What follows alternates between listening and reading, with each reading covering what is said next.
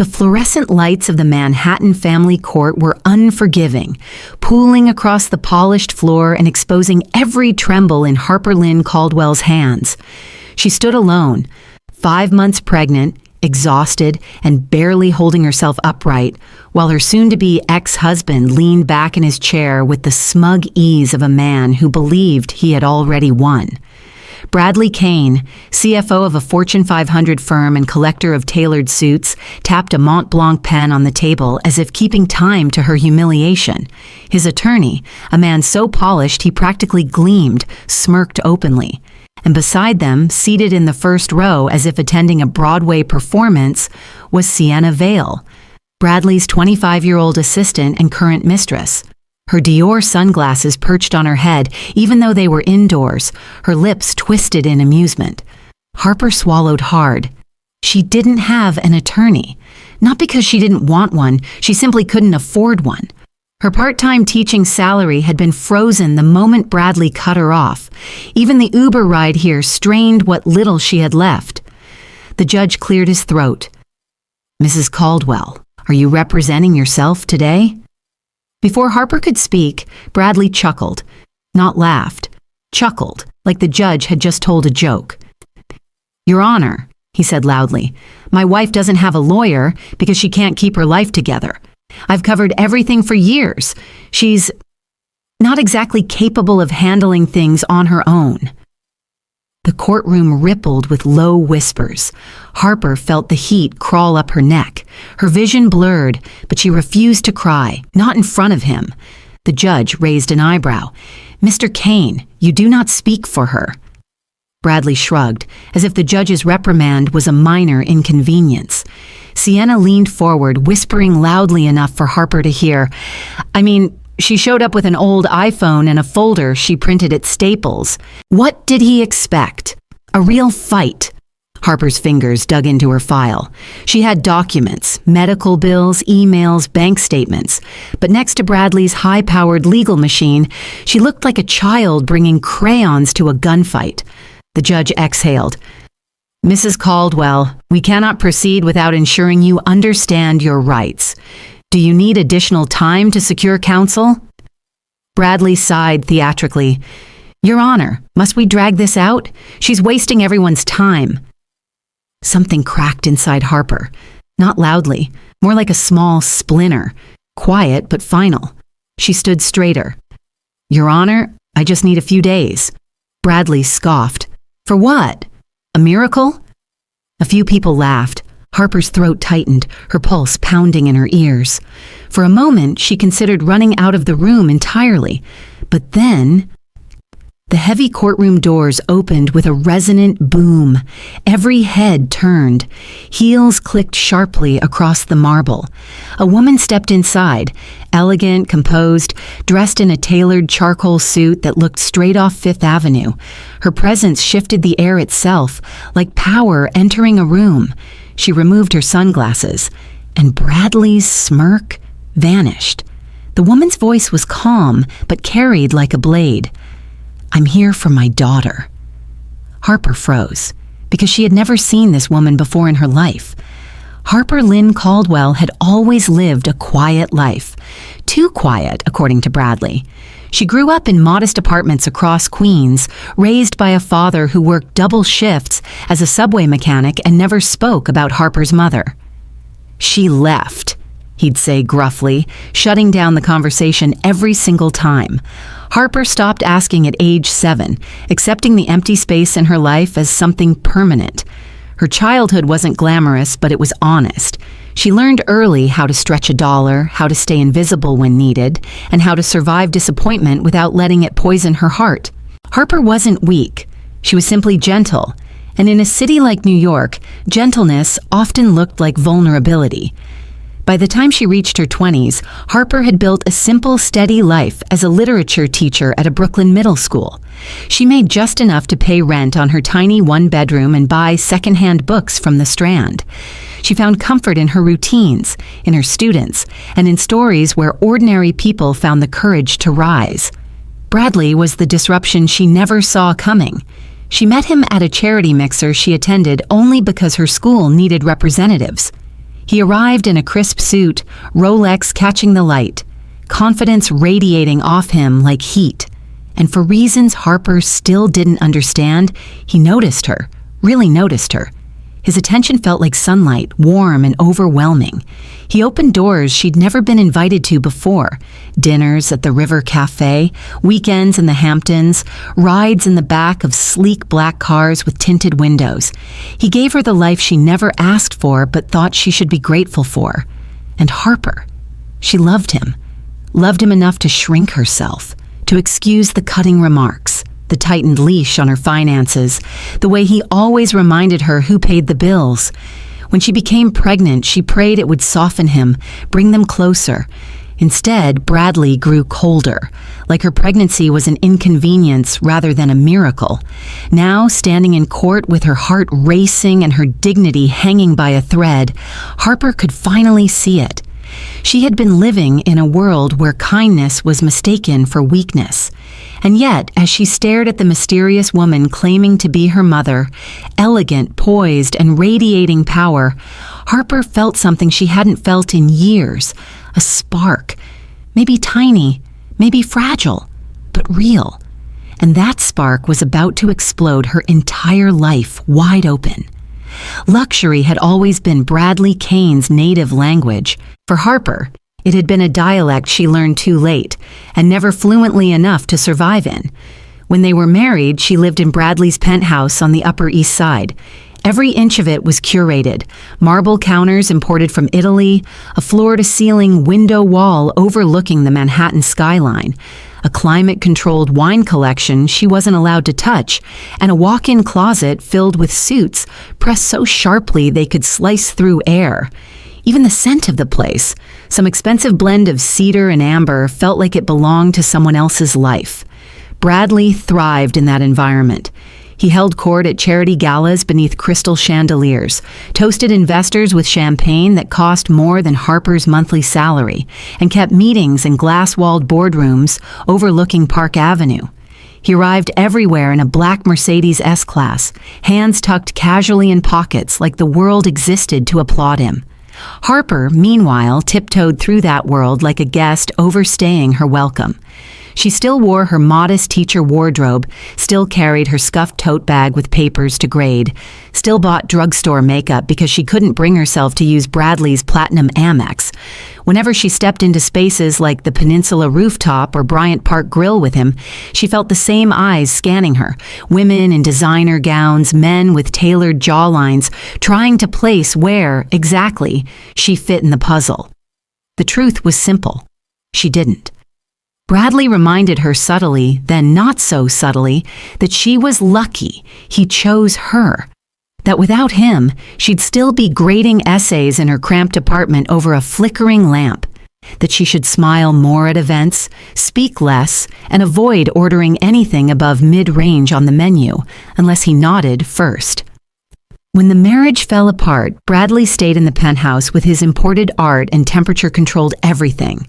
Harper moved into a one-bedroom walk-up in Queens where she could hear her upstairs neighbor's dog howling every night. Some days she cried in the shower so her landlord wouldn't hear. Other days she cradled her belly and whispered apologies to the child she carried, promising she would find a way to protect them. But as she stood now in court staring at the woman who claimed to be her mother, dressed in a flawless charcoal suit, radiating authority, Harper realized something stunning. This world of marble floors and Fifth Avenue arrogance had never truly belonged to Bradley. It might have been destined to belong to her. If cruelty had a polished face and a Wall Street wardrobe, it would look exactly like Bradley Kane. People who met him for the first time always said the same thing. He's charming, confident, a man who knows what he wants. But charm was just his camouflage. Underneath the designer suits and smooth smiles was a man who treated life like one long negotiation. Cold, calculated, and always searching for leverage. And when Harper married him, she unknowingly handed him leverage on a silver platter. Bradley liked control. He liked knowing who depended on him, who was beneath him, who he could bend with a single sentence. Harper was an easy target. Gentle, trusting, financially modest. It thrilled him in a way he never admitted out loud. The rise of Sienna Vale made everything worse. Sienna wasn't just a mistress. She was an accessory to Bradley's ego. 25, sharp-tongued, with the kind of ambition that glittered like broken glass. She'd entered his company as an assistant, but treated every boardroom as if it were a runway. Bradley noticed her immediately, the way older men often noticed youth dressed in perfume and hunger. What drew him in wasn't merely her beauty. It was her willingness to worship him. She laughed at his jokes, mirrored his opinions, told him he deserved more than a wife with a small life. She fed his pride, stroked his insecurities, and convinced him that Harper was an anchor dragging him down. When Harper became pregnant, Sienna delivered the final push. "Do you really think she can raise your child? She doesn't belong in your world. You're wasting your potential."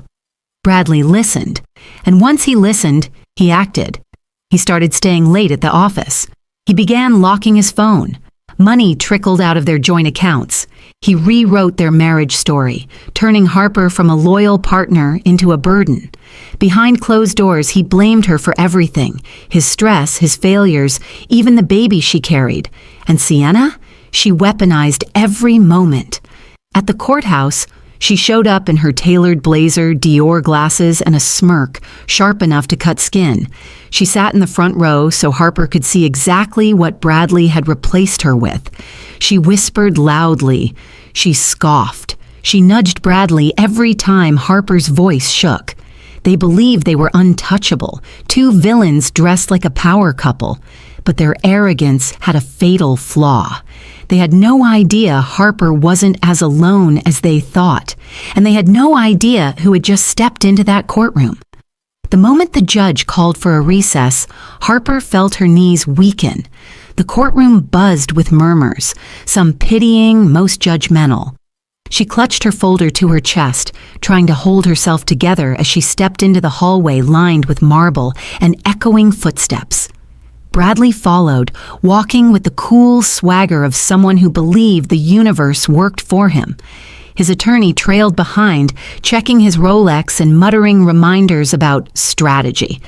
And Sienna, always the shadow glued to his side, clicked her heels a little louder, as if the sound itself could stab Harper further. Harper leaned against the wall for support.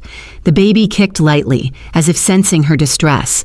She whispered a shaky apology to her unborn child. That's when Bradley approached. "You really embarrassed yourself in there," he said, lowering his voice, but not enough to protect her dignity. "Showing up with nothing? No lawyer? No plan? Harper, it's pathetic." Sienna chimed in, arms crossed. "Honestly, you should have stayed home. Courts aren't for people who can't afford them." Bradley laughed, not loudly, but intentionally, the kind that slices instead of echoes. And that's when it happened. A reporter from a small legal journalism blog, one Harper hadn't even noticed, lifted her camera and snapped a photo. Harper startled, stepping back. "Mr. Kane," the reporter called out, "is it true your wife is representing herself while you have a full legal team?" Bradley smirked. "She didn't prepare, not my fault." "Is it also true," the reporter continued, "that she's pregnant?" Harper's breath caught. Bradley's jaw tightened slightly, annoyed that someone had mentioned the child he'd been trying to downplay. Sienna whispered sharply, "Let's go. She's twisting it." But Bradley couldn't help himself. Arrogance always pulled him forward.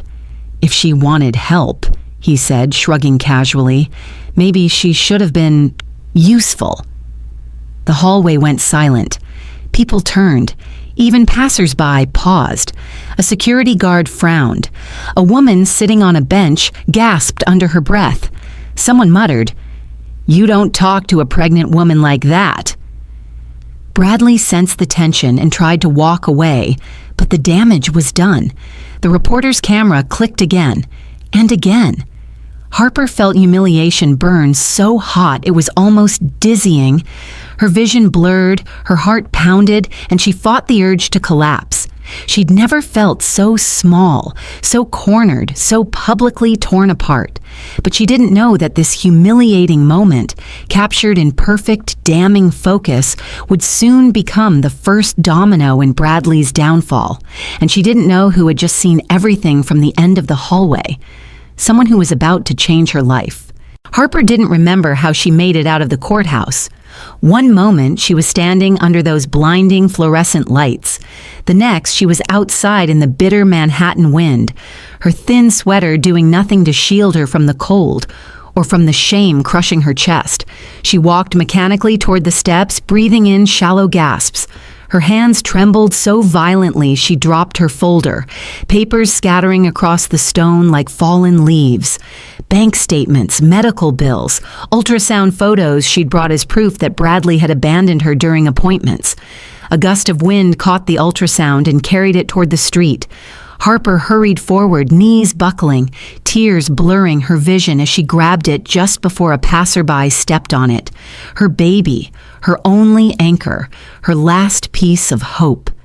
She clutched the photo to her chest and sobbed, silent, shaking sobs, the kind that scraped her ribs raw. People walked past, glancing, then looking away quickly, as if heartbreak were something contagious. She lowered herself onto the courthouse steps, hugging her knees, trying to breathe through the spiraling panic. Everything hurt, her pride, her heart, her body.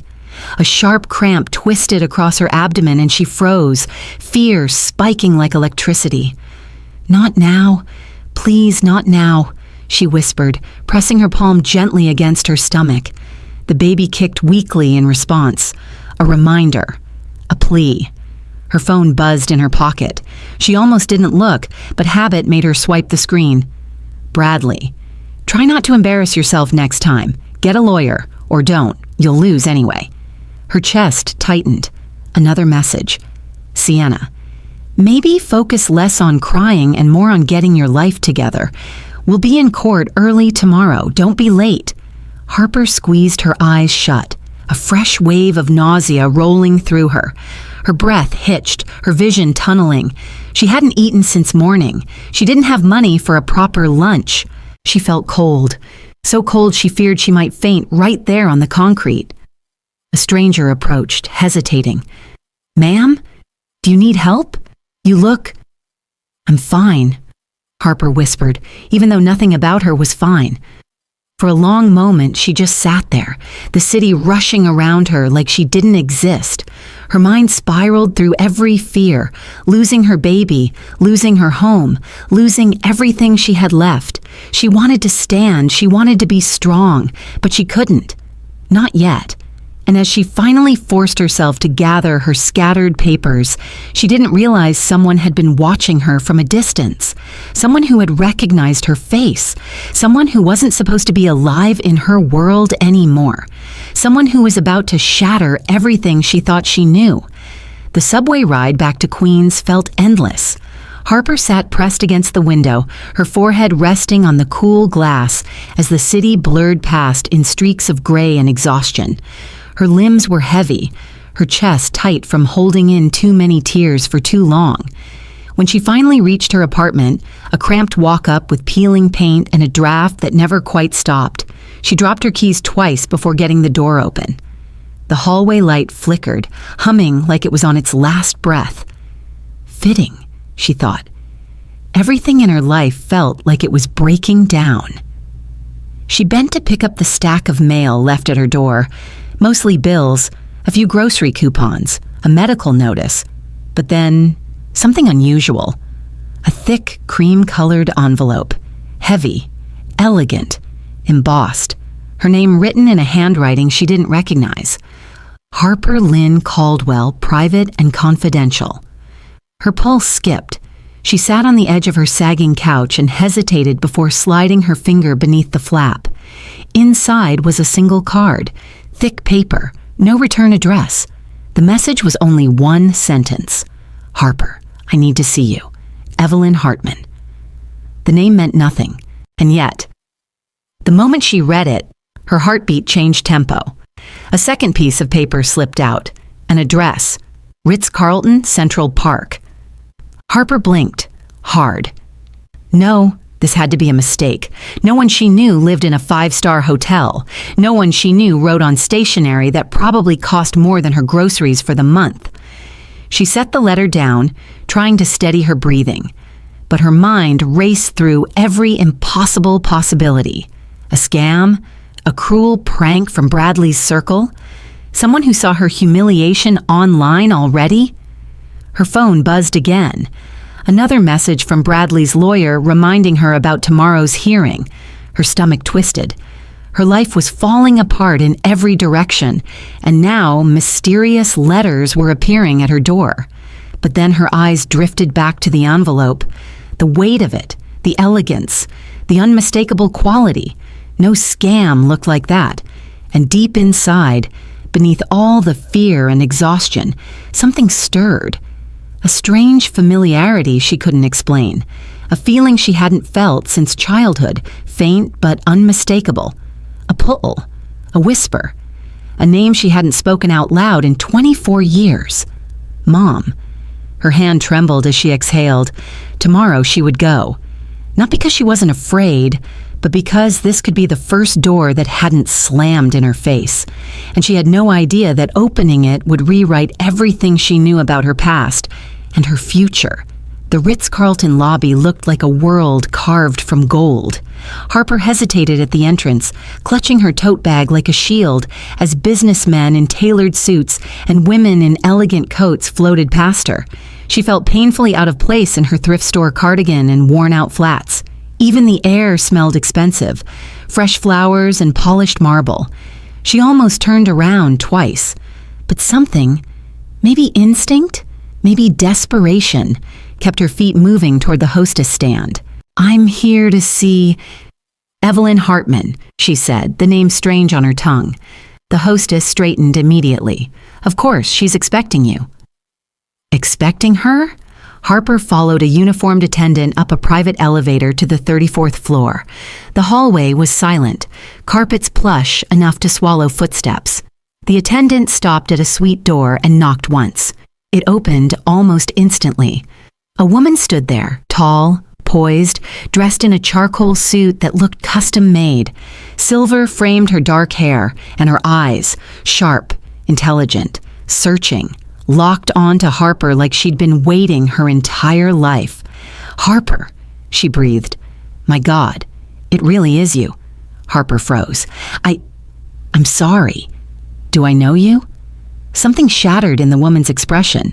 Not annoyance, not offense, pain, deep, aching pain. I'm Evelyn Hartman, she said softly. I'm your mother. The world tilted. Harper grabbed the doorframe, her breath lodging in her throat. No, my father said you left. You abandoned us. Evelyn's voice cracked. I never left you. Harper, you were taken from me. Harper shook her head, heart pounding. Taken? That doesn't make sense. My dad, he raised me alone. He was desperate, Evelyn whispered.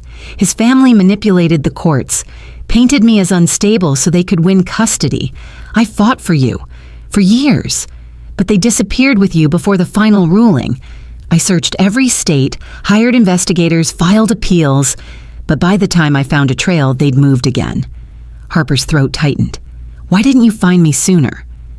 Evelyn stepped closer, tears filling her eyes but never spilling. I tried.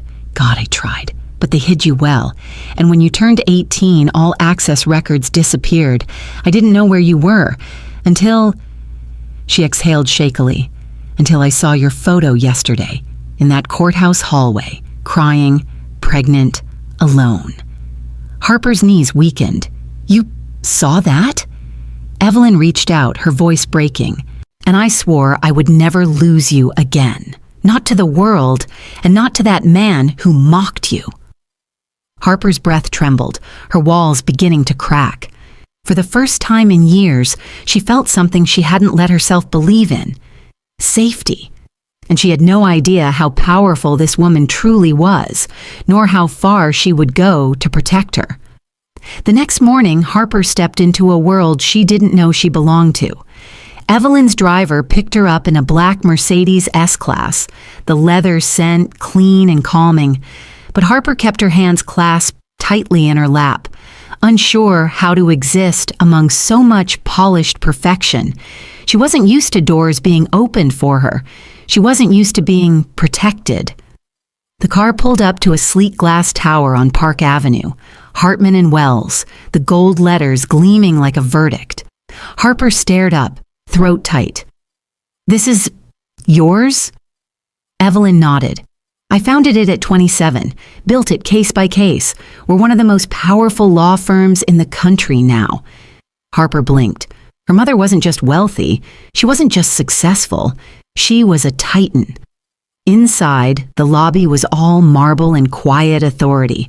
Lawyers moved with purposeful strides, tablets in hand, Mont Blanc pens clipped to tailored suits. Conversations echoed softly, strategy, depositions, settlements. Harper felt like she'd stepped into a movie. Evelyn placed a hand on her back. "You're safe here. Everyone in this building works for you now." They entered a private conference room overlooking Central Park. Sunlight spilled across a long walnut table where 6 attorneys sat waiting. At the head of the table was a man in his late 30s, sharp suit, sharp jawline, sharper eyes. "This is Lucas Hale," Evelyn said. "He'll be leading your team." Lucas rose, extending his hand. "Harper, I'm sorry for what you've gone through, but I promise you this, Bradley Kane will not know what hit him." His confidence was steady, almost unnervingly calm. Harper found herself exhaling for the first time in days. They began reviewing documents. Lucas asked precise questions. The team took notes rapidly. Evelyn filled in details. Harper didn't even know mattered. Financial behavior patterns, psychological manipulation indicators, possible fraud angles. Harper tried to keep up, but the legal terminology swirled like a storm. She faltered once, whispering, I don't understand half of this." Lucas gave a reassuring smile. "You don't have to. That's what we're here for." Evelyn added gently, "Let me do for you now what I was never allowed to do then, protect you." Harper's eyes stung. For years, she had fought alone. For years, Bradley had made her feel small, powerless, unworthy. Now she was surrounded by brilliant minds, people who spoke the language of power fluently, people who saw her as someone worth defending, someone worth fighting for. What she didn't know yet was that Bradley was already planning his next move, and when he struck, it would be the most vicious attack yet. Bradley Kane was many things, arrogant, entitled, cruel when he could get away with it, but above all, he was strategic. He didn't react emotionally. He calculated. He attacked with precision. And when he realized Harper had unexpectedly lawyered up, and not just with any firm but Hartman and Wells, panic flickered through him like a crack in glass. He hid it well, but Sienna saw it. "Why are you pacing?" she asked as Bradley stormed through the penthouse, loosening his tie. "You said she couldn't afford a lawyer." "She couldn't," he snapped, "until someone stepped in." He didn't say Evelyn Hartman's name out loud. He didn't need to. He remembered seeing her in the courtroom, polished, powerful, and staring at him with the kind of cold fury billionaires reserved for enemies, not strangers. Except she wasn't a stranger. She was Harper's mother. And that changed everything. Bradley turned to his desk, opening a locked drawer. Inside was a manila folder stuffed with documents, highlighted sections, and carefully organized printouts. A file he'd been building for months. Insurance, just in case Harper ever fought back. He tossed it onto the marble counter. Sienna flipped through it, her expression twisting. "Psych evaluations? Medical notes? You dug up her therapy sessions from college?" Bradley smirked. "Recordings, too. You'd be surprised what people confess to their therapists when they think no one is listening." "That's illegal," he shrugged. "Only if someone proves it." Sienna's voice dropped. "Bradley, Evelyn Hartman is a legal monster. You can't just... You think I'm scared of her?" he snapped. "I built my career fighting people like her. Money talks. And the courts listen." But his hands trembled. He pulled out his phone and dialed his attorney. Mark, change of plans. We're filing an emergency motion. I want full custody. Claim she's mentally unfit. Use the medical records, the therapy transcripts, everything. Sienna blinked. You're going after her custody? Bradley, that's leverage, he cut in. Once she realizes she could lose the baby, she'll fold. She always folds. Mark answered on speaker. This will get ugly. That's the point, Bradley replied. He paced to the penthouse window, Manhattan glittering below him like a kingdom he believed he deserved. Harper wants a war, he said coldly. Then she'll get one. He hung up. Outside, thunder rumbled. Soft, distant, a warning. Bradley didn't know the storm wasn't above him. It was coming for him, and it had a name. Evelyn Hartman. While Bradley prepared his legal ambush, Sienna Vale was orchestrating her own brand of cruelty, and hers didn't happen in courtrooms. It happened in the one place she knew Harper couldn't defend herself, the internet. That evening, as golden hour washed over Manhattan, Sienna sat comfortably on Bradley's velvet sofa, the city glittering behind her. She held her phone high, angled to perfection, her expression crafted to look effortlessly annoyed. She clicked, record. Ladies, she began with a dramatic sigh, please stop showing up to court thinking you can win anything without a lawyer. It's embarrassing. Some women really don't know their place. She didn't mention Harper by name. She didn't need to. The timing was intentional. The implication was obvious. She smirked into the camera. Like, sweetheart, if you can't even afford representation, maybe motherhood isn't for you. Bradley walked by just as she hit upload. He didn't object. He didn't care. He poured himself a drink, muttering, if it humiliates her enough to back down, good. Within hours, the video went viral. It spread across TikTok, Instagram, Twitter, Jercha, courtroom girl, Sean, get, lawyer, honey, know your place. People stitched the clip, reacting with exaggerated shock, snide comments, or fake sympathy. The internet didn't know Harper's name, her story, or her pain. They only knew Sienna's version, fancy, filtered, ruthless. Harper saw the video the next morning while waiting for another meeting at Hartman and Wells. It autoplayed on her feed. Her stomach dropped. Every word cut deeper than the last. She said, I shouldn't be a mother, Harper whispered, her voice cracking. Lucas Hale looked up from a stack of documents. What? Harper handed him her phone with trembling fingers. As Lucas watched the clip, his jaw tightened, once, twice, until the muscle near his temple twitched. Evelyn entered the conference room just then. What's going on? Lucas turned the volume up. The moment Evelyn heard Sienna say, know your place, something in her expression shifted, sharp, cold, lethal. She took Harper's phone, replayed the video, and set it down with slow, deliberate precision. She thinks humiliation is a weapon, Evelyn said quietly. She thinks she can break you in public before Bradley destroys you in court. Her eyes lifted, blazing with controlled fury. They just made a mistake, a very big one. Harper swallowed, voice trembling. Why? Evelyn touched her daughter's shoulder gently, because they forgot who you belong to now. And within hours, the entire internet would learn the truth.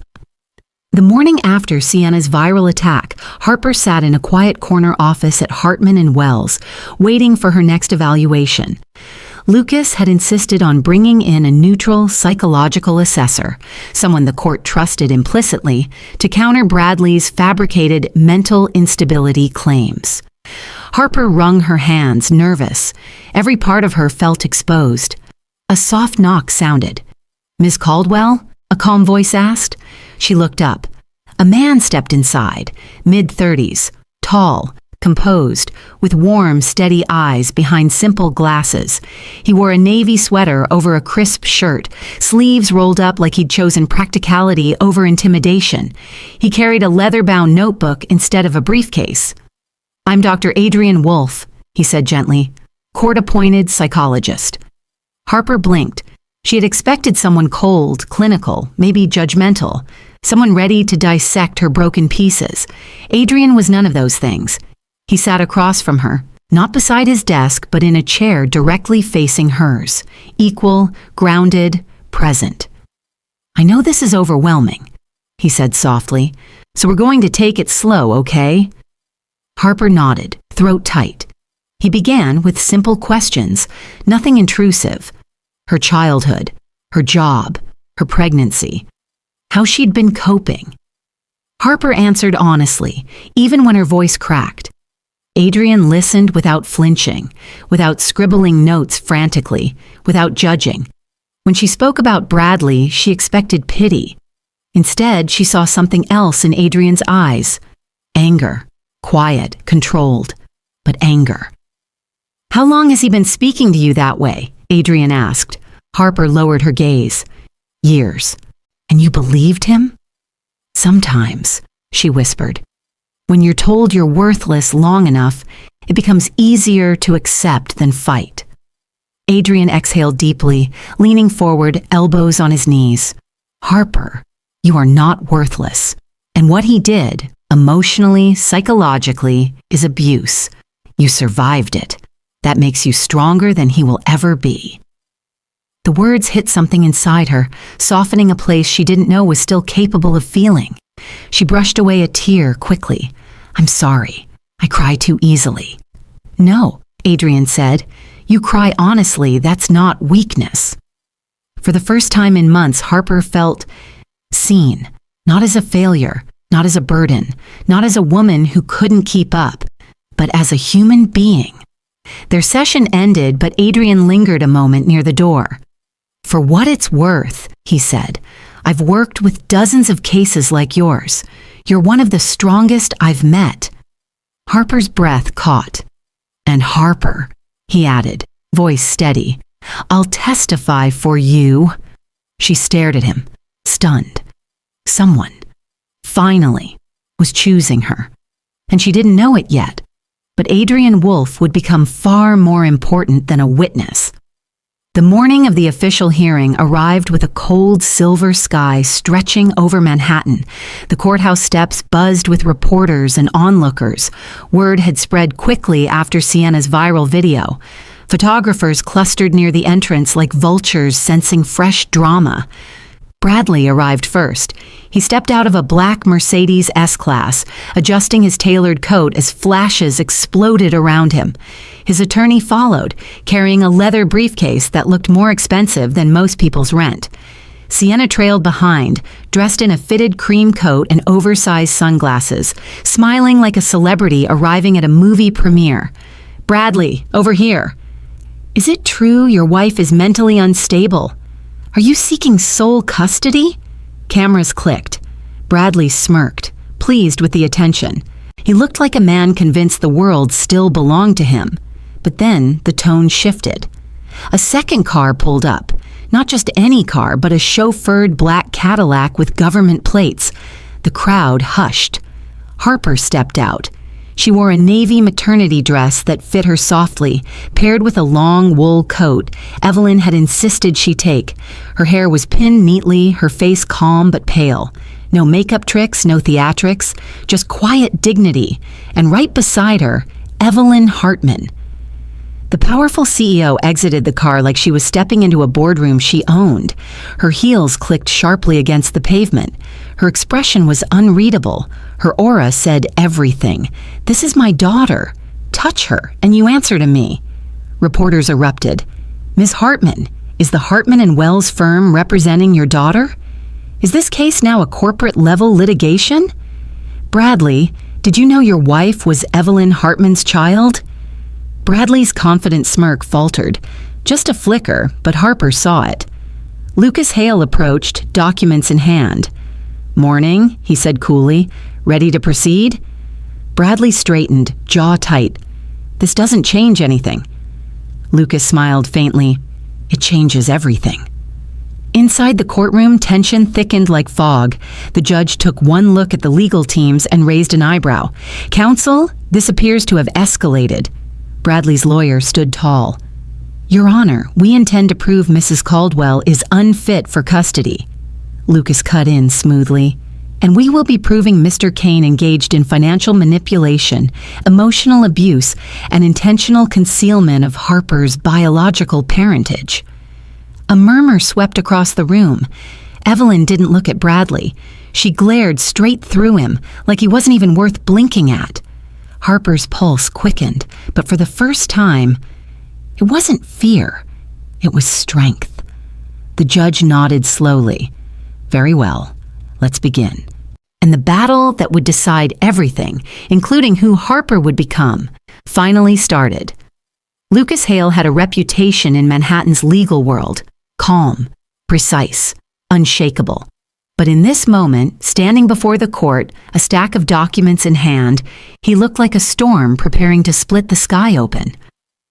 Your Honor, he began, before the opposing counsel continues his claim regarding Mrs. Caldwell's supposed mental instability, the defense would like to submit newly uncovered evidence. Bradley's lawyer scoffed. Lucas, we already told you, her medical history is admissible. You can't cover up her emotional issues. Lucas held up a single page.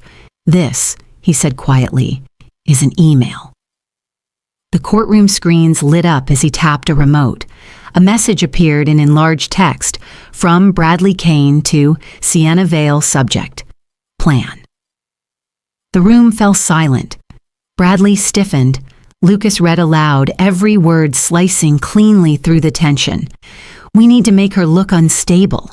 The therapist records should be enough to convince the judge she's unfit. Once custody is mine, she'll have nothing to bargain with. Gasps erupted.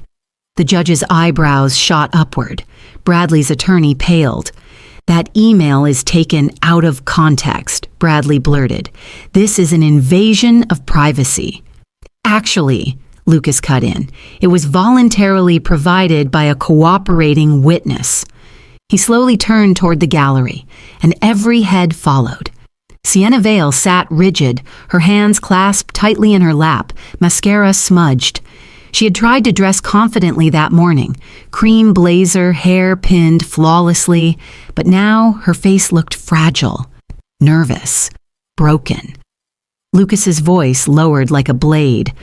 We also have messages confirming Mr. Kane attempted to falsify therapy transcripts, multiple instances of emotional manipulation, financial coercion, and further, he tapped the clicker again.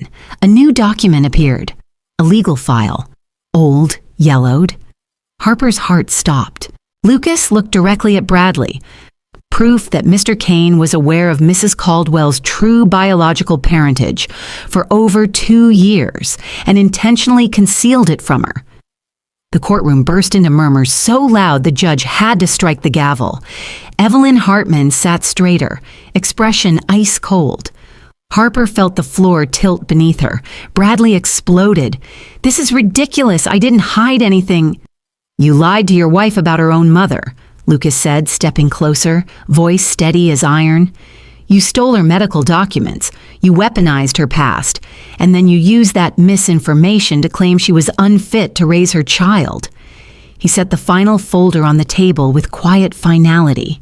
This, he said, isn't a custody case anymore. He turned to the judge. This is abuse. Silence. The kind that meant no one in the courtroom would ever forget this moment. And for the first time, Bradley Kane looked afraid. The courtroom was still buzzing from Lucas's stunning evidence when the judge finally restored order. Bradley looked shaken, sweat forming at his temples despite the cool air. Sienna sat beside him, hands folded tightly, her breathing shaky. The judge glanced over his glasses. Mr. Kane, do you wish to respond to the evidence presented? Bradley stood abruptly. This is character assassination. My emails were taken out of context, and Sienna... He gestured toward her helplessly. Sienna will confirm everything. All eyes shifted to her. Sienna's lips trembled. She stared down at her hands, her usually perfect posture collapsing inward. For the first time since the trial began, she didn't look like the polished, confident woman who flaunted her superiority online. She looked scared. Sienna, Bradley pressed, voice low but sharp. Tell them. Lucas rested a hand on the witness stand, voice level. Ms. Vale, you are under no obligation to protect anyone. If you knowingly participate in falsifying evidence, you could face charges. But if you cooperate with the court, your testimony will be considered. The courtroom held its breath. Sienna inhaled shakily, mascara smudging further as tears welled. I can't do this anymore, she whispered. Bradley stiffened. What did you say? She stood abruptly, hands trembling. I'm sorry, Bradley, I really am. But you told me to lie. You told me to make Harper look unstable. You told me to help you push her out so we could be together. Gasps rippled across the room. Bradley lunged forward. Sienna, stop talking. But she didn't. She turned to the judge, and he told me, her voice cracked, he told me that he'd take the baby from her and make sure she never saw it again. I didn't sign up for that. Harper froze, her heart pounding painfully. Sienna wiped her eyes with the back of her hand. I thought he loved me. I thought I mattered. But he doesn't love anyone. Not me. Not her. Not even the baby. Bradley slammed his fist onto the table. Sienna, you traitor! Mr. Kane, the judge barked. One more outburst and you will be removed from this courtroom. Sienna's voice dropped to a whisper, heavy with regret. I'm done lying. I'll give the court everything. Emails, messages, voice notes, the real truth. Lucas nodded slowly, almost respectfully. Your Honor, the defense moves to enter Ms. Vale's testimony and evidence into the record. The judge agreed. Bradley collapsed back into his chair, color draining from his face. In one devastating moment, his carefully built empire of manipulation crumbled, and the mistress he thought he controlled delivered the blow he never saw coming. The judge's chambers felt unnaturally still as everyone returned to their seats. The dramatic testimony, the exposed emails, the betrayal, it all hung in the air like an electric charge waiting to snap. Harper clasped her trembling hands in her lap. She kept her eyes on the judge, afraid to look anywhere else, afraid her courage might crumble if she saw Bradley's hatred or Sienna's guilt. Beside her, Evelyn sat straight-backed, hands folded, the picture of composed fury. Lucas stood ready, calm but coiled like a spring, and behind them, Adrian, quiet, steady, offered Harper the smallest nod of reassurance. The judge cleared his throat. This case, he began slowly, has taken a significant turn. Bradley shifted in his chair, jaw locked. Mr. Kane, the judge continued, the evidence provided demonstrates intentional deception, emotional manipulation, and what can only be described as a strategic effort to paint your wife as unfit without legitimate cause. Bradley's face flushed. Your Honor, that's an exaggeration. Silence, the judge snapped. The courtroom fell into a heavy hush. The judge leafed through the stack of documents again, the emails, the messages, the financial discrepancies, the concealed parentage file. Every piece was a nail in the coffin Bradley built for himself. As it stands, the judge continued, Mrs. Caldwell has shown no signs of instability. Quite the opposite.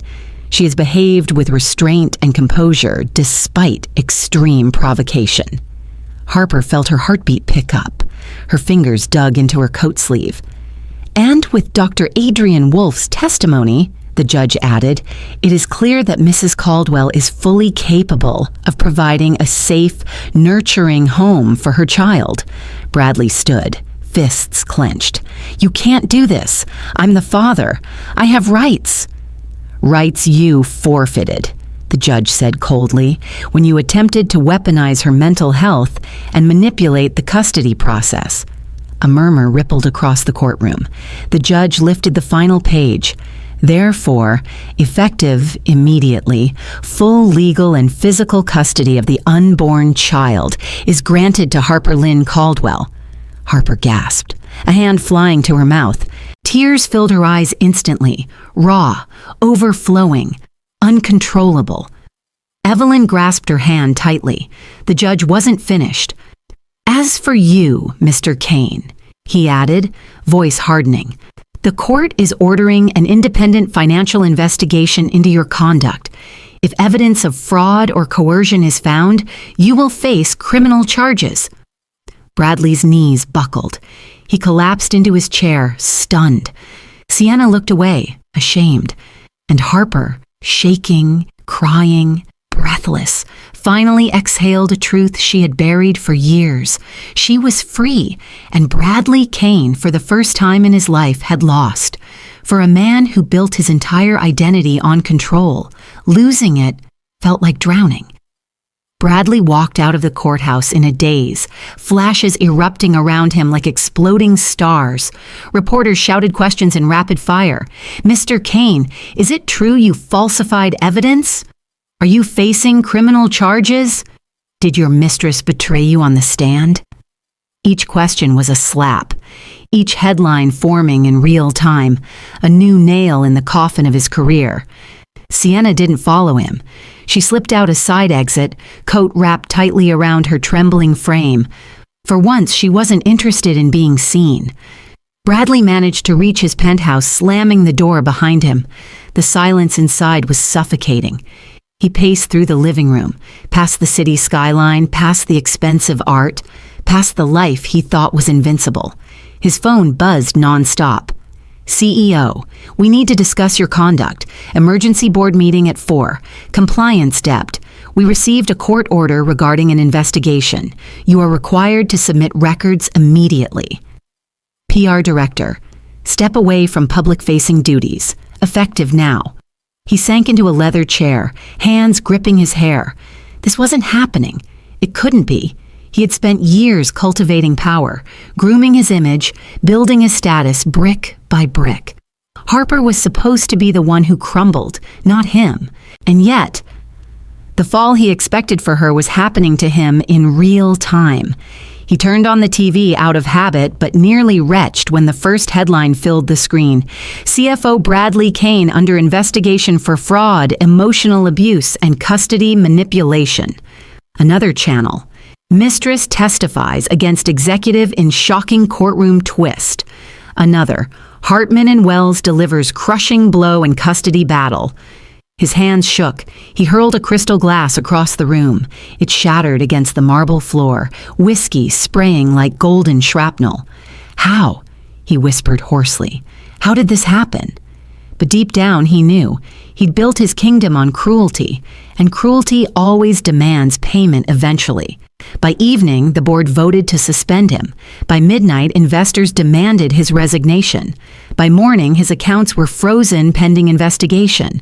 Bradley had spent years making sure Harper felt small, insignificant, replaceable. Now he was the one disappearing, erased from the company he built his life around, abandoned by the woman he betrayed his marriage for, and stripped of the child he tried to weaponize. For the first time in his life, there was no one left to impress, no one left to manipulate, no one left to blame. He was alone, utterly, painfully, disastrously alone. And Harper's victory had only just begun. The world felt different the moment Harper stepped out of the courthouse. Not louder or brighter, but lighter, like the air itself had decided to stop pressing down on her. For the first time in years, her footsteps didn't echo fear. They echoed possibility. Evelyn insisted she stay at her residence for a while. A penthouse overlooking Central Park, glass walls opening to an endless skyline. It was nothing like Bradley's penthouse, which had always felt cold, controlled, staged. This one felt safe. The morning after the verdict, Harper woke to soft sunlight washing across high ceilings and a warm cup of herbal tea placed beside her bed.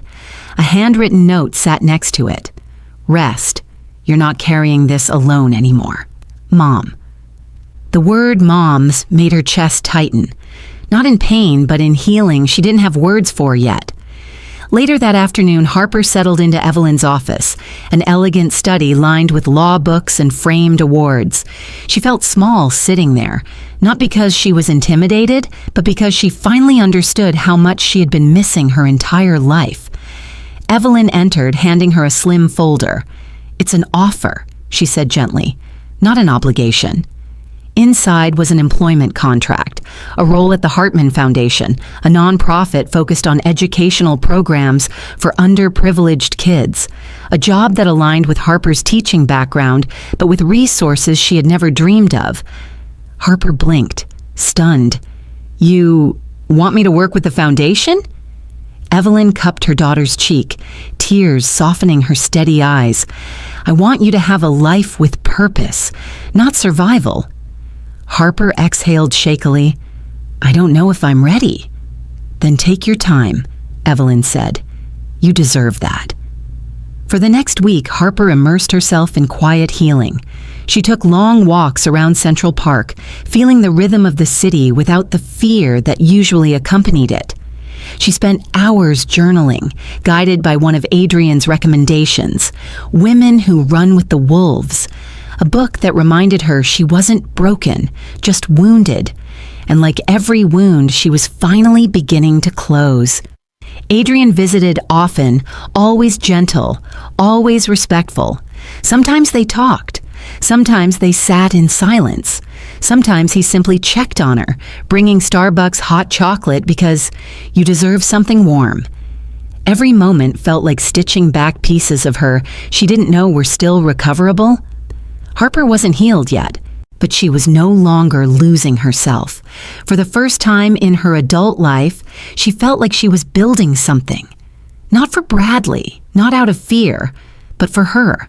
And the life she was about to step into would be bigger than anything she ever imagined. Winter sunlight spilled through the tall windows of Evelyn's penthouse, painting warm gold across the hardwood floors. Harper sat curled on the sofa, a soft blanket over her legs, rubbing her growing belly absent-mindedly. For the first time in weeks, her breathing felt steady, maybe even peaceful. A knock sounded. Harper straightened. "Come in." Adrian stepped inside, carrying 2 warm drinks in a cardboard tray. Starbucks, her favorite. He handed her the hot chocolate, then took a quiet seat beside her, careful not to crowd her. "You look better today," he said gently. Harper smiled faintly. "I'm trying." He nodded. "Healing is trying. You're doing more than enough." They sat in silence for a moment, the city murmuring softly outside. Harper studied him. The relaxed sweater, the earnest eyes, the way he seemed to make every room a little calmer simply by existing. "You didn't have to stop by," she said. "I know," Adrian replied, "but I wanted to." Something fluttered in her chest, small, fragile, but warm. He hesitated before speaking again. "Harper, can I say something without you thinking I'm crossing any lines?" She met his gaze. "Yes." "I admire you," he said, voice steady but soft. "Not because of the case, not because of everything you survived, but because even after everything, you still show up with kindness. You still think about your child. You still worry about doing the right thing." Her throat tightened. "Most days, I don't feel strong." "That's because strength doesn't feel like strength when you're living it," he murmured. "It feels like endurance, and you've endured more than most people ever will." Tears welled in her eyes unexpectedly. She didn't hide them. Adrian moved closer, not touching her, just offering his presence the way someone offers warmth to cold hands. "I don't want to complicate your life," he continued, "but I also don't want to lie to you." Harper swallowed hard. "Lie about what?" He exhaled, the truth soft but unshakable. "I care about you, Harper, not as a patient, not as a case, as you. And when all this is over, when you're ready, I'd like to see where that could lead." Her breath hitched.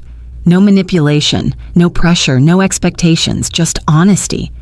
"I don't know if I'm ready," she whispered. "I know," Adrian said. "That's why I'm not going anywhere."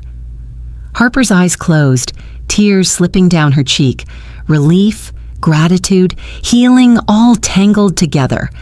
Someone was choosing her, not her pain, not her weakness, her. And for the first time, she let herself wonder if this could be the beginning of something real. 2 years passed, the kind of years that reshape a life, not quickly, not loudly, but gently, the way a tide reshapes a shoreline. Harper's son, Liam, had grown into a bright-eyed toddler with Evelyn's sharp gaze and Harper's soft smile. Every morning he ran through the penthouse, laughing, tiny footsteps echoing against the windows overlooking Central Park. Harper no longer flinched at her reflection. She no longer apologized for taking up space. She no longer carried the weight of a life that wasn't hers. She had built a new one. Her work at the Hartman Foundation flourished. Schools across New York received funding, teachers gained resources, and Harper, once a woman barely surviving, became a respected advocate for children in underserved communities. Newspapers started quoting her. Parents wrote her letters. She found purpose in places Bradley once told her she didn't belong, and her heart had found a quiet, steady home. Adrian had kept his word. He hadn't rushed her. He hadn't pushed. He simply stayed through doctor's appointments, late-night feedings, and moments when Harper doubted she deserved any of the peace she'd found. Kindness had built their relationship. Consistency had strengthened it. Love had grown naturally, like sunlight through an open window. So when he proposed, on a calm evening at the Malibu shoreline, Liam giggling in the sand, it didn't feel sudden. It felt like the final page of a chapter that had written itself slowly. Now, standing at the edge of a quiet Malibu beach, Harper tucked a strand of hair behind her ear as ocean breeze rolled across the shore. She wore a simple ivory dress, nothing extravagant. Soft fabric, loose sleeves, a style that felt like her. Liam held her hand tightly, wearing a tiny bow tie he kept tugging at. Evelyn approached, holding a small velvet box. "This is for you," she said, voice warm. Inside lay a Tiffany necklace, delicate, silver, timeless. "It was meant for you on your 18th birthday," Evelyn whispered. "I prayed someday I'd still be able to give it to you." Harper's eyes filled with tears as she clasped it around her neck. "Thank you for finding me." Evelyn cupped her cheek, voice trembling. "Thank you for letting me."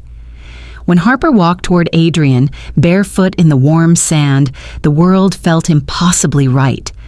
Adrian's eyes softened the moment he saw her. "You look like peace," he murmured. She smiled. "I finally feel it." As the officiant began speaking, Liam ran between them, making everyone laugh. Adrian lifted him into his arms, and Harper placed her hand over both of theirs. A family, not broken, not surviving, whole. Harper whispered her vows with steady breath. "I choose the life that chooses me back." The sun dipped low, waves shimmering gold, and somewhere far away, alone, forgotten, and stripped of everything he once used to hurt her, Bradley faced the quiet fate he earned. Harper didn't look back. She never needed to again. So, that's where the story closes, my wonderful friends. And if you're still here with me right now, it must mean something in this journey touched your heart in its own quiet way. Maybe you saw a piece of yourself in Harper. Maybe you remembered a time you stood up again when life thought it had already knocked you down. Life can be heavy. People can be cruel. But healing is real. The Stoics said it best. You have power over your mind, not outside events. And Harper proved exactly that. She couldn't control betrayal, humiliation, or loss, but she could choose how she rose afterward, and so can you.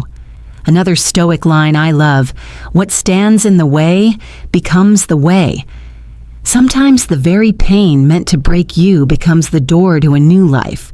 Sometimes the people who walk away are simply clearing space for those who are meant to walk in. If this story gave you courage, if it reminded you of your worth, or if it simply made you feel a little less alone tonight, Then don't forget to like this video, share it with someone who needs strength, and subscribe to the channel so we can keep walking these emotional journeys together. You are stronger than you think, and your next chapter is waiting.